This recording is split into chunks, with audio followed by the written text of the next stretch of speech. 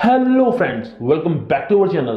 तो जैसा कि लास्ट एपिसोड में देखा था कि टेलीपोर्टेशन के दौरान कोई प्रॉब्लम आ जाने की वजह से ये लोग नीदर वर्ल्ड की जगह किसी केव में टेलीपोर्ट हो जाते हैं, जहां पर लोगों को कई सारे घोस्ट दिखते हैं, जिसमें से एक घोस्ट को वूजो डर के मारे जोरदार पंच मार देता है, जिससे वो दूर जा गिरता है। जिसके बाद डाई याओ याओ वूजो को वापस आने के लिए कहती है, क्योंकि उनके पावर के बारे में लोगों को कुछ भी नहीं पता था। जिस पर वूजो को लगता है कि ये लोग घोस्ट नहीं है, इसीलिए वो उनको एग्जामिन करके सभी को बताता है कि ये लोग तो लाशें हैं। इस पर शीमी और यूफेंग चैन की सांस लेते हैं, बट डाई याओ याओ कहती है कि मुझे तो ये लोग बिल्कुल हमारे जैसे फैमिली लग रहे हैं। जिसके बाद वो उन्हें ध्यान से देखती है तो उसे पता लगता है कि इसमें से एक स्टार सेक्ट का चीफ, तो वहीं दूसरा डिवाइन एंसेस्टर्स का लीडर है, और तीसरा येन यांग एकेडमी का डीन, और चौथा अनडाइंग माउंटेन्स के हिल लॉर्ड है। और ऐसे ही यहाँ पर कई फेमस लोग होते हैं जो कि हजारों साल पहले अपनी टेरिटरीज के सुप्रीम खान्स और एम्परर्स हुआ करते थे। ये सुनकर यूफेंग का डिटेक्टिव मोड एक्टिवेट हो जाता है और वो इस बात को वेरीफाई करने के लिए उनके बार कोड को चेक करने लगता है, जिसे देखकर उसे बिलीव हो जाता है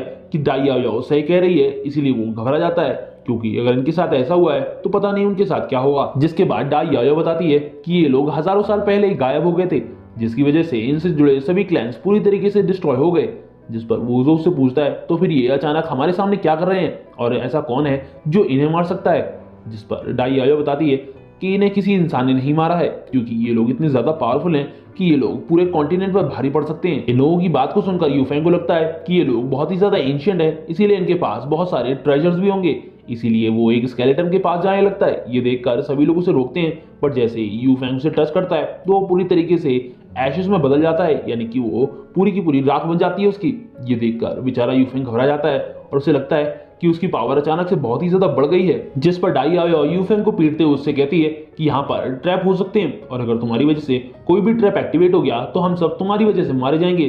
तभी हम एशेस को देखते हैं, जिनमें से कुछ धुआं सा उठने लगता है, और हम देखते हैं कि वहां पर कई सारे घोस्ट अपीयर हो जाते हैं, जिन्हें देखकर साफ साफ समझ में आ रहा था कि अब ये लोग इन लोगों से बिल्कुल भी खुश नहीं थे। तभी सारे के सारे घोस्ट एकदम डेंजरस मोड में आ जाते हैं और अपने वेपन्स निकालकर इन सब पर अटैक करने लगते हैं, जिसे देखकर अब इन लोगों की हालत खराब हो जाती है, क्योंकि इन लोगों ने सच में कोई ट्रैप एक्टिवेट कर दिया था। अब इन सभी को खुद पर हमला करते देख वूजो सभी को जल्दी से वहां से भागने के लिए कहता है, जिस पर सभी लोग वहां से इधर उधर भागने लगते हैं। और हम देखते हैं कि इन सब में सबसे पीछे यूफेंग होता है, जिसकी वजह से ये सब स्टार्ट हुआ होता है। अब जैसे ही एक घोस्ट यूफेंग को पकड़ने वाला होता है कि तभी वहां पर डाई याओ याओ आकर यूफेंग को घोस्ट से बचा लेती है, जिसकी वजह से यूफेंग डाई याओ याओ के पैर पकड़ लेता है और उससे कहता है कि अब मैं तुम्हारा हमेशा के लिए सेव रहूंगा। तभी डाई याओ याओ की नजर उन घोस्ट पे पड़ती है जिसे उसने मारा था, लेकिन वो पूरी तरीके से रिकवर हो चुके थे और वो स्प्लिट भी हो जाते हैं, जिसे देखकर उसे समझ में आ जाता है कि इन्हें हरा पाना बहुत ही ज्यादा मुश्किल है। तभी हम देखते हैं कि कई सारे घोस्ट शीमी के पीछे पड़े होते हैं, और शीमी का पैर एक पत्थर में टकराने की वजह से वो नीचे गिर जाती है। और जैसे ही वो घोस्ट उसको मारने वाले होते हैं तभी वूजो वहां पर आकर अपनी एनर्जी और ब्लड की पावर का यूज करते हुए उस घोस्ट पर अटैक कर देता है, जिसकी वजह से वो घोस्ट वहीं खत्म हो जाता है। ये देखकर वूजो समझ जाता है कि इन्हें एनर्जी और ब्लड से काफी ज्यादा परेशानी होती है, इसीलिए वो इन दोनों से कहकर एनर्जी और ब्लड का डिफेंस सिस्टम तैयार करने के लिए कहता है, यानी कि डिफेंस करने के लिए कहता है। जिस पर डाई याओ याओ और यूफेंग आपस में मिलकर एक शील्ड क्रिएट कर लेते हैं, जो कि एनर्जी और ब्लड से बनी होती है, जिसे टच करते ही घोस्ट के हाथ और पैर जलने लगते हैं। ये घोस्ट एनर्जी और ब्लड से डर रहे थे। ये देखकर डाई याओ याओ को समझ में आ जाता है कि ये सभी के सभी घोस्ट हैं, बट वूजो उसकी बात पे जरा भी ध्यान नहीं देता है, क्योंकि वो यहाँ से बाहर निकलने के बारे में सोच रहा था। इसीलिए वो शीमी से टेलीपोर्टेशन एरे का बनाने का कहता है, जिस पर बताती है कि वो इतनी डिस्टर्बेंस में ऐसा नहीं कर सकती है। जिस पर डाई याओ याओ उस पर गुस्सा होते हुए कहती है कि तुम ऐसा क्यों नहीं कर सकती हो, फटाफट फोकस करो और गेटवे ओपन करो।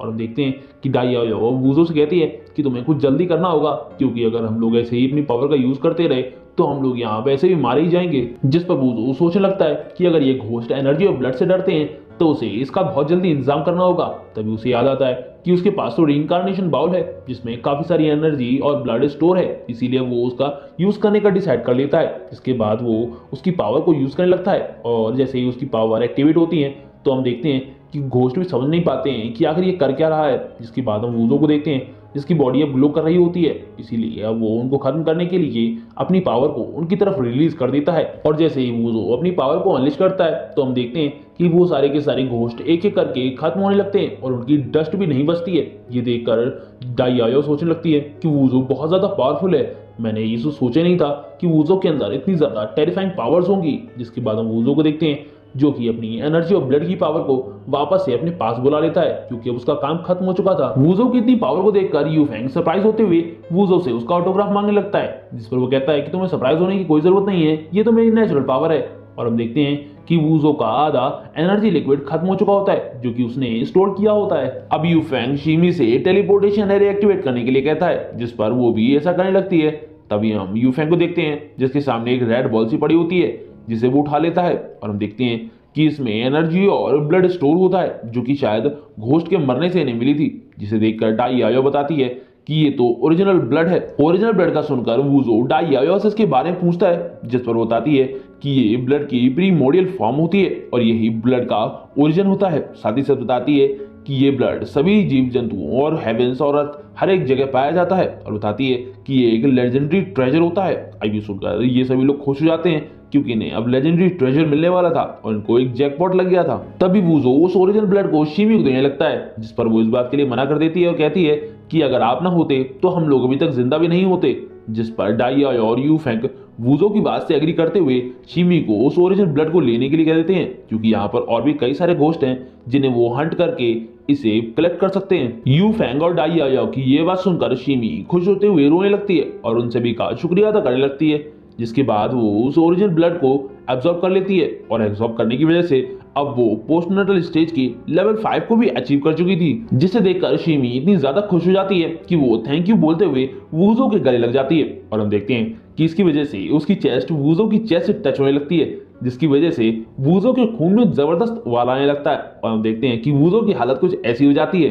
तभी वूजो देखता है कि यू फेंग और डाई आयो उसे घूर रहे हैं, इसीलिए वो शिमी से दूर हट जाता है। जिसके बाद वो घोस्ट हंट करने के लिए सभी को अपने साथ चलने को कहते हुए वहां से जाने लगता है। जिस पर यू फेंग उससे पूछता है कि क्या तुम यहाँ से वापस नहीं जाना चाहते हो, जिस पर वो कहता है कि ये जगह पूरी तरीके से ट्रेजर से भरी हुई है और तुम यहाँ से मुझे खाली हाथ जाने के लिए कह रहे हो। जिसके बाद वो जल्दी से भागते हुए आगे की तरफ चला जाता है। जिसके कुछ देर बाद हम देखते हैं जहां अब इन लोगों ने कई सारे घोस्ट को हंट करके ओरिजिनल ब्लड को कलेक्ट कर लिया होता है, और वूजो इन सभी में इक्वली डिवाइड कर रहा होता है। और वो डिवाइड इस तरीके से कर रहा होता है कि वो एक एक तो इन सभी को देता है और दो दो अपने लिए रखता है। और हम देखते हैं कि वूजो इन सभी में 5-5 ओरिजिनल ब्लड के ड्रॉप्स को डिवाइड कर देता है और सबसे ज्यादा ओरिजिनल ब्लड अपने पास रखता है। जिस पर यू फेंग उससे पूछता है कि तुमने सबसे ज्यादा ओरिजिनल ब्लड के ड्रॉप्स अपने पास क्यों रखे हुए हैं, जिस पर वो बताता है कि घोस्ट को मारने की इस टेक्निक को मैंने ही ढूंढा था और इसमें मेरी बहुत सारी एनर्जी और ब्लड कंज्यूम हो गया था, इसीलिए इन सब पे सबसे ज्यादा अधिकार तो मेरा ही बनता है। यही रीजन है कि मैं इतने सारे ले रहा हूँ। बट यू फेंग और डाई आयो को वूजो की ये बात बिल्कुल ही पसंद नहीं आती है,